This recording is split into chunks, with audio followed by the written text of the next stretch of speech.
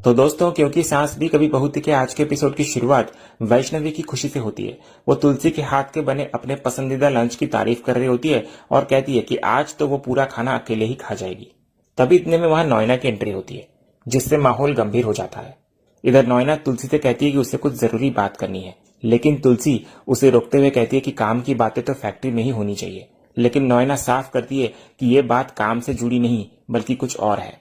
तो तुलसी समझ जाती है कि मामला गंभीर है, तो वो अपनी लड़कियों को फैक्ट्री जाने का इशारा करती है ताकि वो नोयना से अकेले में निपट सके। इधर लड़कियों के जाने के बाद नोयना तुलसी को अंदर बैठकर बात करने का सुझाव देती है, लेकिन तुलसी साफ मना कर देती है। वो कहती है अगर बात सिर्फ 2 मिनट की है तो खड़े खड़े ही कर लो, अंदर जाने की क्या जरूरत है। तो नोयना सीधे मुद्दे पर आती है। वो तुलसी को एक चौंकाने वाला फरमान सुनाती है कि तुम्हें मेरे साथ मेरे घर यानी कि शांति निकेतन चलना होगा। तो शांति निकेतन को नोयना का घर सुनते ही तुलसी के चेहरे पर एक तीखी मुस्कान आ जाती है। वो नोयना को आईना दिखाते हुए कहती है, तुम्हारा घर? ये वही घर है ना जहां तुम मेहमान बनकर आई थी, फिर दोस्त बनी और धीरे धीरे सेंध लगाकर मालकिन बन बैठी। तो इस पर नोयना इसे बस नजरिए का फर्क बताकर बात को टाल देती है। फिर नोयना असली वजह बताती है कि सलोनी मुंबई आई है और आते ही तुलसी के बारे में पूछ रही है। वो कहती है कि सूरत में पबजी के सामने उन्होंने जो खुशहाल परिवार का नाटक किया था उसे अब शांति निकेतन में भी जारी रखना होगा, वरना देव की शादी पर आंच आ सकती है। लेकिन तुलसी अपने असूलों पर अड़ी रहती है। वो कहती है मैं सूरत तक नाटक करने को तैयार थी, लेकिन उस घर में मैं वापस नहीं जाऊंगी जहां अब मेरा कोई हक नहीं है। तो नोयना तुलसी को उकसाने की कोशिश करती है। वो पूछती है कि क्या तुलसी अभी भी अपने अतीत से चिपकी हुई है। वो दावा करती है कि मिहिर अपनी नई दुनिया बसा चुका है और तुलसी अपनी, इसलिए अब पुरानी बातों का कोई मतलब नहीं होना चाहिए। नोयना कहती है कि मिहिर के मन में बीते कल के लिए कोई इमोशन नहीं है और वो बहुत खुश है। वो कहती है कि अब तो वे दोनों कॉलिग्स भी बन गए हैं, तो तुलसी को ये मैच्योरिटी दिखानी चाहिए और नाटक में साथ देना चाहिए। इसके बाद नोयना तुलसी को किस्मत और बदलते रिश्तों का फलसफा सुनाती है। वो एक पुरानी कहावत के जरिए ताना मारती है कि एक पीढ़ी आती है तो एक पीढ़ी जाती है, लेकिन कहानी नई बनती है। रिश्तों के रंग बदलते हैं पर आईना वही रहता है। नोयना का इशारा साफ होता है। वो कहती है कि मिहिर वीरानी तो वहीं का वहीं है। इसके बाद नोयना कहती है लेकिन देखो वक्त ने क्या खेल खेला है। तुम जो कभी उसकी पत्नी थी आज सिर्फ उसकी कॉलीग बनकर रह गई हो, और मैं जो कभी कॉलीग थी आज उसकी पत्नी बन गई हूँ। तो तुलसी तुरंत नोयना की इस बात को पकड़ लेती है। वो पूछती है क्या सच में शादी हो गई तुम्हारी। तो नोयना थोड़ी झिझक के साथ कहती है हुई नहीं पर हो जाएगी। लेकिन तुलसी मुस्कुराते हुए उसको हकीकत का आईना दिखाती है। कहती है तो जब तक नहीं हुई इसका मतलब साफ है, मैं भले ही कॉलीग बन गई हूं लेकिन तुम अभी भी बीवी नहीं बनी हो। तो तुलसी का यह जवाब नोयना की बोलती बंद कर देता है। इसके बाद नोयना जोर देती है कि अगर तुलसी सिर्फ एक सहकर्मी है तो उसे शांति निकेतन आने में क्या दिक्कत है। तो इस पर तुलसी उसको अपनी व्यस्तता का एहसास दिलाती है। वो कहती है कि उसे एक बहुत बड़ा ऑर्डर मिला है जिसे पूरा करने के लिए उसे दिन रात मेहनत करनी है। उसके पास सिर्फ 24 घंटे हैं और उसको MOU भी साइन करना है।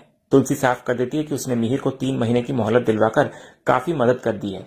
अब वो अपने काम को छोड़कर और कुछ नहीं कर सकती। तभी नोयना तुलसी को नीचा दिखाने के लिए उसके वजन और सेहत पर ताना मारती है। वो तुलसी को स्ट्रेचिंग और योगा करने की सलाह देती है ताकि उसका वजन कम हो और वो सही फैसले ले सके। लेकिन तुलसी भी करारा जवाब देती है। वो नोयना को अनुलोम विलोम करने की सलाह देती है ताकि उसका दिमाग ठंडा रहे और तनाव कम हो। तो बहस के अंत में नोयना अपना संयम खोने लगती है।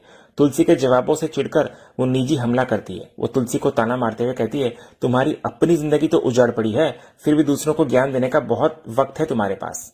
इतना बोलकर नोयना गुस्से में वहां से चली जाती है। इधर तुलसी नोयना के जाने के बाद भी शांत रहती है। वो खुद को संभालती है और मन ही मन कहती है मत बोल तुलसी, कोई भी अपशब्द अपनी जुबान पर मत ला। अगर तूने भी वही किया जो वो कर रही है तो तुझ पर भी पाप चढ़ेगा।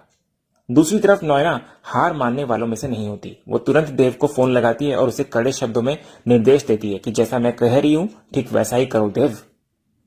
अगले सीन में स्कूल पर अजय परी से हिचकिचाते हुए पूछता है कि क्या वो ठीक है। तो परी हाँ कहती है और अजय को धन्यवाद भी देती है कि वो उसकी माँ के साथ काम करके उनकी हेल्प कर रहा है। तो अजय भी बड़ी विनम्रता से कहता है कि असल में वो खुद तुलसी से बहुत कुछ सीख रहा है, इसलिए सारा क्रेडिट तुलसी को ही जाता है। इतने में तभी गरिमा और सनी शिकायत लेकर आते हैं कि तारा नाम की लड़की ने गरिमा पर पानी फेंका है। तो परी तारा को बुलाकर प्यार से उसको समझाती है।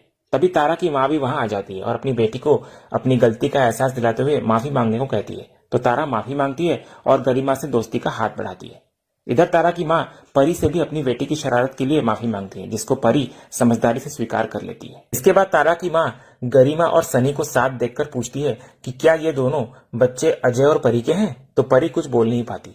तभी इतने में तारा की माँ अजय को पहचान लेती है कि वे दोनों स्कूल में साथ पढ़ा करते थे। तो अजय भी उसको पहचान लेता है और उसका नाम अनंतिका होता है। तो अनंतिका पूछती है कि क्या परी और अजय पति पत्नी हैं? तो दोनों साफ मना करते हुए नजर आते हैं और बताते हैं कि सनी अजय का बेटा है और गरिमा परी की बेटी। इसके बाद बच्चे क्लास में चले जाते हैं। फिर बातों बातों में अजय बताने लगता है कि उसकी पत्नी अब इस दुनिया में नहीं है। इधर अनंतिका भी बताती है कि उसका अपने पति से तलाक हो चुका है। तभी इतने में परी वहां से जाने लगती है, लेकिन एक बार पीछे मुड़कर देखती है। वो देखती है कि अजय और अनंतिका हंस हंस कर बात कर रहे हैं। तो इस दृश्य को देखकर परी को अचानक अपने अतीत की याद आती है कि उसकी अजय से शादी और कैसे उसने अजय को बहुत परेशान किया था। इधर अपनी पुरानी गलतियों और अजय के साथ गुजारे पलों की यादों में खोई हुई परी वहां से चली जाती है। अगले सीन में अजय फैक्ट्री में मिहिर और तुलसी के पास आता है और उनको बताने लगता है कि उसने MOU तैयार करवाकर बैंक से मंजूरी भी ले ली है। अब बस उन दोनों को साइन करना है। इधर जैसे ही मिहिर और तुलसी दोनों एक साथ पेपर लेने के लिए हाथ बढ़ाते हैं, उनके हाथ टकरा जाते हैं और एक दूसरे को छू लेते हैं। तो ये स्पर्श उन्हें अचानक अतीत में ले जाता है और दोनों को अपने बीते हुए प्यार भरे पल याद आने लगते हैं। तुलसी इधर तुरंत अपना हाथ पीछे खींच लेती है, लेकिन नैना जो ये सब देख रही होती है जलन से भर जाती है। इसके बाद मिहिर तुलसी को पहले पेपर पढ़ने के लिए देता है, तो तुलसी पेपर पढ़ने लगती है। तभी इतने में नैना मिहिर को बाहर ले जाती है। वो अपनी इनसिक्योरिटी जाहिर करती है और तुलसी की काबिलियत पर सवाल उठाती है। वो कहती है कि तुलसी के साथ काम करना बहुत मुश्किल होगा क्योंकि उसे बिजनेस की समझ ही नहीं है। नैना फिर सुझाव देती है कि उन्हें इस डील के लिए मना कर देना चाहिए।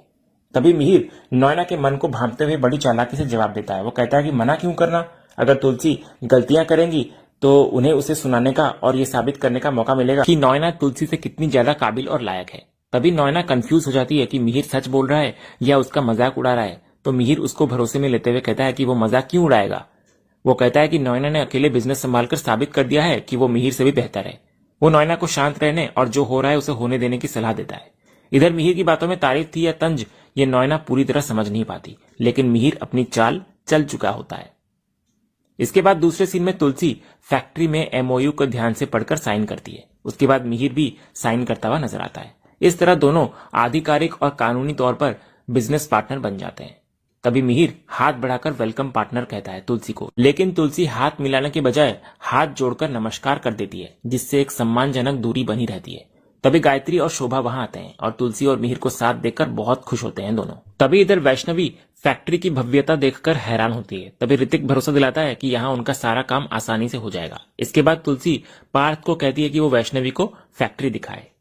तभी इतने में वहां देव के साथ सलोनी आ जाती है। तुलसी और मिहिर दोनों उसको वहां देखकर हैरान रह जाते हैं। तो नैना मिहिर को बताती है कि उसने ही सलोनी को बुलाया है। वो कहती है क्योंकि तुलसी शांति निकेतन नहीं आने वाली थी, इसलिए नैना ने सोचा कि सलोनी को यहीं बुला लिया जाए। तो मिहिर नैना की इस चतुराई पर तंज कसते हुए कहता है कि सच में उसका लेवल ही अलग है। इसके बाद सलोनी तुलसी को फैक्ट्री में देखकर बहुत खुश होती है। वो तुलसी के पैर छूने के लिए झुकती है, लेकिन तुलसी उसे रोककर प्यार से कहती है, मैंने कहा था ना हमारे घर में बेटियां पैर नहीं छूती। इसके बाद सलोनी तुलसी और मिहिर को एक साथ काम करते देख हैरान और खुश दोनों होती हैं। उसे अब तक यही लगता था कि वे सिर्फ पति पत्नी हैं, लेकिन फैक्ट्री में उन्हें साथ देखकर उसे लगता है कि वे बिजनेस में भी पार्टनर हैं। इधर सलोनी की इस सोच को नैना और हवा देती है। वो जानबूझकर बीच में बोल पड़ती है कि सिर्फ लाइफ पार्टनर ही नहीं, अब तो ये वर्क पार्टनर्स भी हैं। इनफैक्ट इन्होंने अभी भी एक नया वेंचर भी साइन किया है। तो नैना की ये बात सलोनी के भ्रम को और मजबूत कर देती है। वो तुलसी और मिहिर को एक आदर्श जोड़े के रूप में देखती है। वो भावुक होकर कहती है, मुझे भी आप दोनों को ऐसे साथ देखकर बहुत अच्छा लग रहा है। वो कहती है कि सूरत में भी मैंने देखा था कि आप दोनों मिलकर कैसे काम करते थे। वो कहती है सच में पति पत्नी को बिल्कुल ऐसा ही होना चाहिए, हर सुख दुख और हर काम में सच्चे साथी। इधर सलोनी को अंदाजा भी नहीं होता कि जिस परफेक्ट रिश्ते की वो तारीफ कर रही है वो असलियत में कब का टूट चुका है। इसके बाद तुलसी और मिहिर के रिश्ते से प्रेरित होकर सलोनी अपने और देव के भविष्य के सपने बुनने लगती है। वो सबके सामने अपनी इच्छा जाहिर करती है कि देव को काम करना बहुत पसंद है और मेरा भी बहुत मन है कि शादी के बाद हम दोनों भी मिलकर साथ में पूरे मन से काम करें, अगर किसी को एतराज ना हो तो गायत्री तुरंत उसे आशीर्वाद देती है कि कहती है हाँ बिल्कुल करना बेटा, इसमें एतराज कैसा।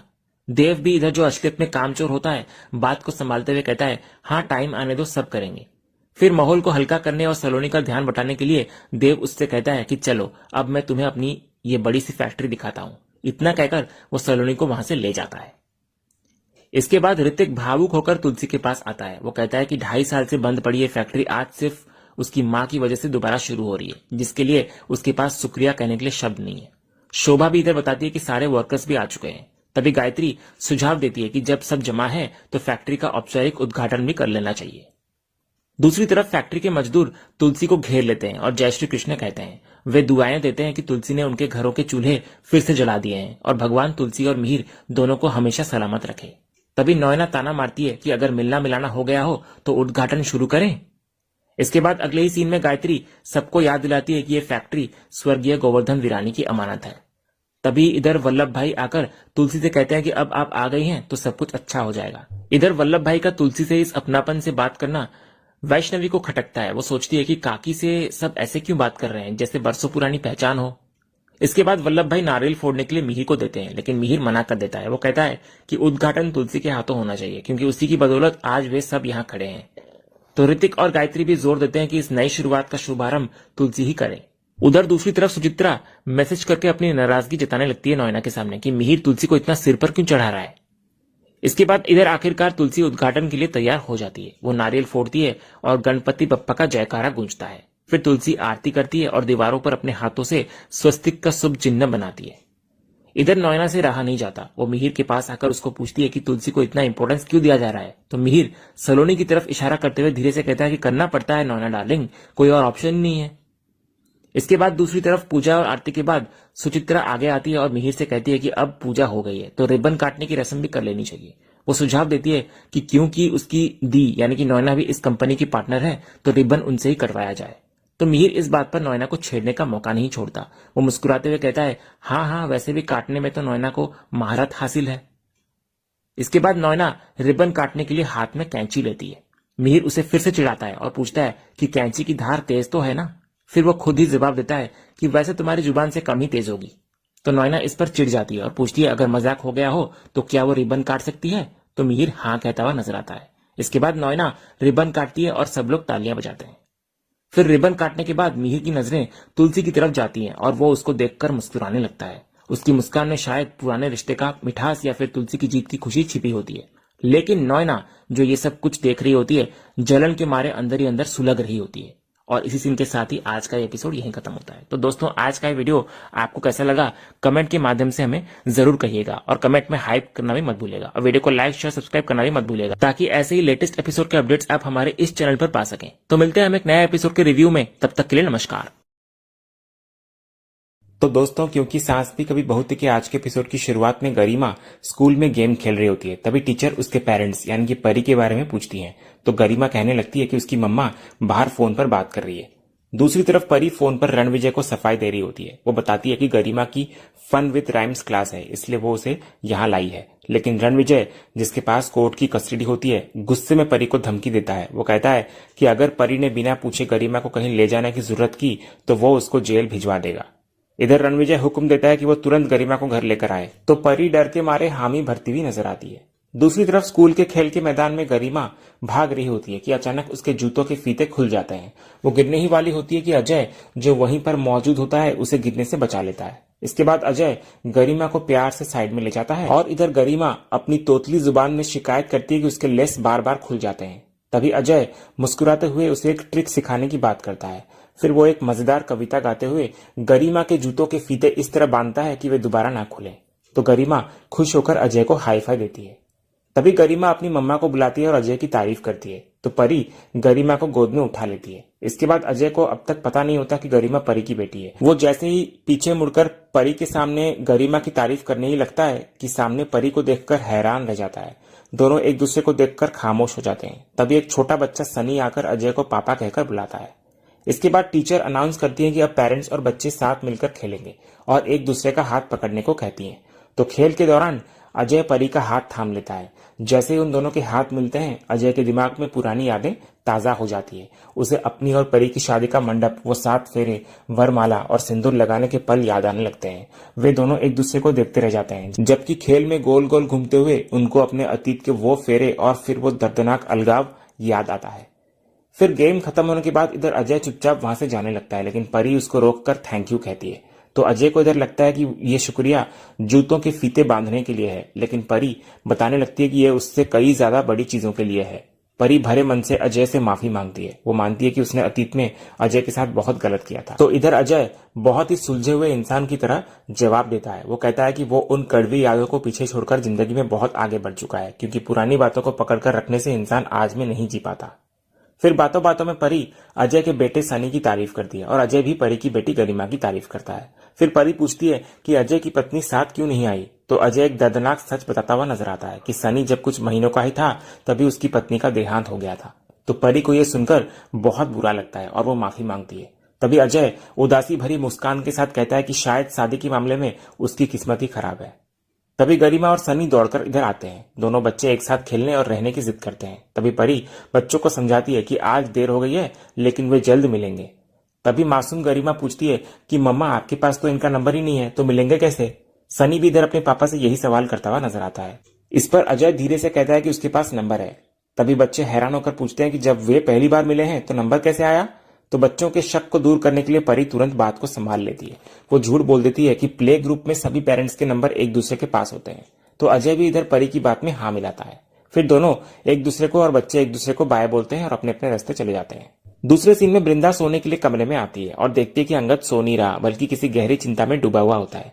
तो पूछने पर अंगद भड़क उठता है। वो ऋतिक के घर आने से बेहद नाराज होता है। उसका मानना होता है कि ऋतिक सिर्फ ड्रामे करने और अपना उल्लू सीधा करने आया था। तभी वृंदा ऋतिक का बचाव करती है कि वो सिर्फ अपनी मां से मिलने आया था, इसमें गलत क्या है। लेकिन अंगद उसको समझाता है कि वृंदा और बाकी लोग बहुत भावुक हैं, इसलिए उन्हें ऋतिक की असलियत नहीं दिख रही है। अंगद का आरोप होता है कि ऋतिक मां को मैनिपुलेट कर रहा है और अपने फायदे के लिए इस्तेमाल कर रहा है। तभी वृंदा अंगद को समझाती है कि वो बहुत नेगेटिव सोच रहा है। तो इस पर अंगद और चिढ़ जाता है। वो कहता है कि ऋतिक उसका सगा भाई है, वृंदा का नहीं, इसलिए वो उसकी रग रग से वाकिफ है। अंगद याद दिलाता है कि इतने सालों तक ऋतिक ने मां का चेहरा तक नहीं देखा, उनसे नाराज रहा, लेकिन जैसे ही अपने फायदे की बात आई तुरंत मनाने चला आया। अंगद फिर परी के लिए भी अपनी पुरानी बात पर कायम रहता है कि वो नंबर 1 सेल्फिश है। उसके हिसाब से ऋतिक और परी दोनों एक जैसे हैं। फिर अंत में अंगद वृंदा को एक चेतावनी देता है। वो कहता है कि उनका अपना रिश्ता बहुत अच्छा चल रहा है और वो नहीं चाहता कि इन पारिवारिक मुद्दों की वजह से उनके बीच झगड़े हो। फिर वो वृंदा से रिक्वेस्ट करता है कि वो उनके फैमिली मैटर में दखल ना दे, यही उन दोनों और उनके रिश्ते के लिए बेहतर होगा। इतना कहकर अंगद सो जाता है और वृंदा भी बिना कुछ कहे मन में कई सवाल लिए चुपचाप सो जाती है। अगले सीन में शांति निकेतन पर फैक्ट्री की नीलामी को लेकर काफी तनाव होता है। मिताली को फैक्ट्री की नहीं बल्कि अपनी किटी पार्टी और समाज में बदनामी की चिंता सता रही होती है। तो ऋतिक इस पर भड़क जाता है और उसे खरी खोटी सुनाता है कि उसे सिर्फ अपनी फालतू बातों की पड़ी है, जबकि असली मुसीबत फैक्ट्री का हाथ से जाना है। तो मिताली भी पलटवार करती है कि यह सब ऋतिक की नाकामी का ही नतीजा है। इसके बाद दोनों के बीच बहस होने लगती है, लेकिन नोएना दोनों को डांटकर चुप कराती है। इसके बाद मिहिर इस तनाव के बीच भी फोन में लगा हुआ होता है, जिसको देखकर इधर नोएना चिढ़ जाती है कि वो इतना रिलैक्स्ड कैसे है। तो मिहिर कहता है कि रोने धोने से किस्मत नहीं बदलेगी, जो लिखा है वही होगा। लेकिन शोभा उसको याद दिलाती है कि खुद मिहिर ने ही एक बार सिखाया था कि सब कुछ किस्मत पर नहीं छोड़ना चाहिए, तो उन्हें फैक्ट्री बचाने के लिए कुछ तो करना होगा। तभी रणविजय वहां आता है और बड़े घमंड से ऐलान करता है कि फैक्ट्री वो बचाएगा। वो आगे आकर कहता है कि भले ही उसका रिश्ता परी से टूट गया हो, लेकिन वीरानी इंडस्ट्रीज से नहीं टूटा। वो दावा करता है कि कल की नीलामी में वही जीतेगा। तभी ऋतिक उसको याद दिलाता है कि कानूनन वो शेयर होल्डर है तो वो बिड नहीं लगा सकता। लेकिन रणविजय ऋतिक को लूजर कहता है और दावा करता है कि उसने अपना होमवर्क पूरा किया है, ऋतिक की तरह नहीं है वो। फिर वो गारंटी देता है कि वो किसी न किसी तरह कल की बोली में शामिल होगा और जीतेगा भी, और इसके लिए वो उसी पैसे का इस्तेमाल करेगा जो मिहिर ने उसे एलिमनी के तौर पर दिया है। इतना बोलकर रणविजय जाने लगता है, लेकिन मिहिर उसको रोक लेता है। मिहिर उसे उसकी औकात याद दिलाता है कि चेला कितना भी आगे निकल जाए, गुरु गुरु ही रहता है। मिहिर मानता है कि रणविजय का बैंक अकाउंट फुल है, लेकिन असली दौलत मिहिर के पास है। इतना कहकर वो अपनी जेब से एक सिक्का निकालता है और रणविजय को खुली चुनौती देता है कि रणविजय का सारा पैसा एक तरफ और मिहिर का ये एक सिक्का एक तरफ। मिहिर कसम खाता है कि रणविजय चाहे जो कर ले, कल की नीलामी में वो उसे जीतने नहीं देगा। तो रणविजय इधर पूछता है, आपको सच में लगता है कि आप अपने इस छोटे से सिक्के से मुझे और मेरे पैसे को हरा देंगे? तो मिहिर बड़ी शांति से जवाब देता है कि बेटा, सारा खेल तो सिक्का का ही होता है। जैसे ही सिक्का हवा में उछलता है, बाजी पलट जाती है। हेड्स की जगह टेल्स आ जाए तो पूरा गेम उल्टा हो जाता है। मिहिर उसको चेतावनी देता है कि कल फैक्ट्री उसके हाथ में नहीं होगी, बल्कि उसके हाथ में सिर्फ ये सिक्का होगा जो मिहिर उसे हार की निशानी के तौर पर देगा। तभी रणविजय इसे एक अच्छा जोक समझकर हंसता है, लेकिन मिहिर उसको भरोसा दिलाता है कि कल असली मजाक उसका ही बनेगा और वो इतना गंदा बनेगा कि रणविजय खुद भी उस पर हंस नहीं पाएगा। लेकिन रणविजय फिर भी चुनौती देकर वहां से निकल जाता है। इधर उसके जाने के बाद गायत्री और शोभा अपनी चिंता जाहिर करते हैं। वे कहते हैं कि रणविजय के पास इतना पैसा है और वो साफ चुनौती देकर गया है, जरूर उसके पास कोई बड़ा प्लान होगा। वे मिहिर से पूछते हैं कि इतनी बड़ी मुसीबत के सामने वो इतना रिलैक्स्ड कैसे रह सकता है। तो इस पर मिहिर मुस्कुराते हुए जवाब देता है कि क्योंकि मुझे गणपति बप्पा पर पूरा यकीन है। उन्होंने आज तक हमें हर बड़ी मुसीबत से बाहर निकाला है और मुझे विश्वास है कि इस बार भी वे ही हमें बचाएंगे। मिहिर का यह अटूट विश्वास और चेहरे का सुकून देखकर नौना इधर चिढ़ जाती है, क्योंकि उसको समझ नहीं आता कि जब सब कुछ लूटने वाला है तो कोई इंसान इतना शांत कैसे रह सकता है। अगले सीन में हम देखते हैं कि देव और पार्थ कार से जा रहे होते हैं। देव अपने फोन पर सलोनी के साथ वीडियो कॉल पर होता है। वो एक आदर्श और रोमांटिक मंगेतर होने का पूरा नाटक कर रहा होता है। वो सलोनी से बड़े प्यार से कहता है, तुम बस उन जगहों की एक लिस्ट बना लो जहां तुम्हें जाना है। मैं वादा करता हूं कि हम साथ में पूरा शहर घूमेंगे। सलोनी थोड़ी हिचकिचाते हुए पूछती है, लेकिन आपके पास तो बहुत सारा काम होता है ना, अगर आप पूरा दिन मेरे साथ रहेंगे तो आपके काम का नुकसान नहीं होगा। तो देव तुरंत एक झूठी और फिल्मी लाइन मारता है। वो गंभीर चेहरा बनाकर कहता है, नुकसान तो होगा सलोनी, क्योंकि मेरे लिए काम ही पूजा है, लेकिन तुम भी तो मेरे लिए बहुत खास हो। अगर मैं तुम्हें घुमाने नहीं ले गया तो ये अच्छा नहीं होगा ना। तो सलोनी उसकी इस चिकनी चुपड़ी बातों में आ जाती है और उसे बहुत अच्छा इंसान समझकर खुश होती हुई नजर आती है। जैसे ही इधर फोन कटता है, देव का असली चेहरा सामने आता है। वो पार्थ की तरफ मुड़कर कहता है, थोड़ी पकाऊ है यार। पर पकाऊ किसको देखना है, हमें तो चढ़ाव देखना है। एक बार ये मेरी लाइफ में आ जाए तो डायमंड्स की बारिश हो जाएगी। तभी पार्थ उसे टोकते हुए कहता है, शर्म कर ले थोड़ी, अपनी होने वाली बीवी की पीठ पीछे ऐसी बातें कौन करता है। तो देव हंसते हुए जवाब देता है, कोई बात नहीं, एक बार शादी हो जाए फिर तो मुंह पर भी बोल दूंगा। इसके बाद पार्थ आगे पूछता है, अगर सलोनी मुंबई आ रही है तो तुझे पता है वो कहाँ रुकेगी। तो देव बड़ी लापरवाही से कहता है, मुझे क्या पता, वैसे जब हम वहां गए थे तो उनके घर में रुके थे, तो हो सकता है वो हमारे यहाँ यानी शांति निकेतन में रुक जाए। ये सुनते ही पार्थ हैरान होकर गाड़ी रोक देता है और देव पर भड़कते हुए कहता है, तुझे अंदाजा भी है कि तू क्या बोल रहा है। मैंने तुझे उस दिन भी समझाया था, अगर सलोनी शांति निकेतन आ गई तो उसको पता चल जाएगा कि बा और दादू अब साथ नहीं रहते। पार्थ देव को असली खतरे का एहसास दिलाता है कि अगर ये बात सलोनी को पता चली तो बापजी को भी पता चल जाएगी, और अगर उनको पता चलेगा तो तेरी ये शादी तो गई। देव के पसीने छूट जाते हैं ये सुनकर। वो घबराकर कहता है, ये तो मैंने सोचा ही नहीं था, अब क्या करें, क्या घर जाकर सबसे बात करें और कुछ सेटिंग बिठाएं। तो पार्थ उसको शांत कराता है और कहता है, अभी हम घर नहीं जा सकते, पहले हमें वो काम पूरा करना है जिसके लिए हम निकले हैं, फैक्ट्री की नीलामी। उसके बाद घर चलकर बात करेंगे। लेकिन देव काम चोरी करते हुए कहता है, तू फैक्ट्री जा रहा है ना, तो मुझे यहीं पर उतार दे, मैं वहां जाकर क्या करूंगा। तो पार्थ उसको छेड़ते हुए कहता है, क्यों, अभी तक तू सलोनी को बोल रहा था कि काम तेरे लिए भगवान समान है, तो चल आज तुझको भगवान के दर्शन करवा ही देता हूं। देव गिड़गिड़ाता है कि वो सब तो उसने बस इंप्रेशन झाड़ने के लिए बोला था, लेकिन पार्थ उसकी एक नहीं सुनता और उसको जबरदस्ती अपने साथ फैक्ट्री की नीलामी में ले जाता है। अगले सीन में नीलामी शुरू होने ही वाली होती है कि रणविजय कार्यवाही रोक देता है और कहता है कि अभी एक बीडर का आना बाकी है। सबकी नजरें दरवाजे पर टिक जाती है। तभी सूट बूट में रणविजय का पिता अंदर आता है, जिसको देखकर सब हैरान रह जाते हैं। इधर फ्लैशबैक में रणविजय की असली योजना सामने आती है। उसके पिता घबरा रहे होते हैं कि उनके पास फूटी कौड़ी नहीं है, तो वे कंपनी कैसे खरीदेंगे। तो रणविजय कहता है उसके पास पैसा है, और वही पैसा जो उसे एलिमनी के तौर पर मिला है। क्योंकि रणविजय खुद कंपनी का शेयर होल्डर है, इसलिए वो कानूनी तौर पर बोली नहीं लगा सकता, इसलिए वो अपने पिता को मोहरा बनाता है। इधर रणविजय समझाता है कि शुरुआत में सिर्फ 25% रकम देनी होती है, बाकी बाद में बैंक को किश्तों में दी जा सकती है। वो अपने पिता को ताना मारते हुए कहता है कि अब फटी बनियान पहनना छोड़ दें, क्योंकि कल से वे फैक्ट्री के मालिक कहलाएंगे। इधर फ्लैशबैक खत्म होने पर रणविजय ऋतिक को चिढ़ा रहा होता है कि पैसे तेरे बाप के और कंपनी मेरे बाप की। इधर नीलामी की औपचारिक घोषणा होती है। होस्ट बताता हुआ नजर आता है कि फैक्ट्री के 3 मुख्य हिस्से हैं, बुनाई यूनिट, प्रिंटिंग प्रोसेसिंग यूनिट और स्टोरेज यूनिट। बोली की शुरुआत कीमत 150 करोड़ रखी जाती है। इसके बाद बोली शुरू होती है। एक खरीदार 152 करोड़ बोलता है तो दूसरा 157। रणविजय के इशारे पर उसके पिता 160 करोड़ की बोली लगाते हैं। फिर धीरे धीरे कीमतें बढ़ती जाती है। आखिरकार रणविजय का पिता 200 करोड़ की भारी भरकम बोली लगा देता है। इसके बाद होस्ट पूछता है कि क्या कोई और 200 करोड़ से ऊपर बोली लगाएगा। तो इस पर कोई कुछ नहीं कहता, ना ही कोई बोली लगाता है। तो नीलामी अपने अंतिम चरण पर होती है। रणविजय के पिता की 200 करोड़ की बोली के बाद होस्ट गिनती शुरू करता है। 200 करोड़ 1, फिर 2 कहता है, और इसके बाद वो 3 कहने ही वाला होता है कि पीछे से एक दमदार आवाज आती है कि रुक जाइए। सब पीछे मुड़कर देखते हैं और हैरान रह जाते हैं। दरवाजे पर तुलसी वीरानी खड़ी होती है। उसका आत्मविश्वास और तेज ऐसा होता है मानो साक्षात श्री कृष्ण मुसीबत हरने चले आ रहे हो। तुलसी के साथ अजय और वैष्णवी भी अंदर आते हैं। फिर तुलसी का वकील आगे आता है और ऐलान करता है कि ये नीलामी अब नहीं हो सकती। तभी होस्ट और बाकी लोग वजह पूछते हैं, तो मिहिर के चेहरे पर इधर एक सुकून भरी मुस्कान तैर जाती है, क्योंकि उसे पहले से ही भरोसा था कि तुलसी ऐन वक्त पर आकर बाजी को पलट देगी। इसके बाद वकील खुलासा करता है कि बैंक के सारे कर्ज चुका दिए गए हैं, इसलिए नीलामी का अब कोई आधार नहीं बनता। तो नॉयना इधर हैरान होकर पूछती है, इतना बड़ा कर्जा किसने चुकाया? तो अजय गर्व के साथ तुलसी की ओर इशारा करते हुए कहता है, इन्होंने।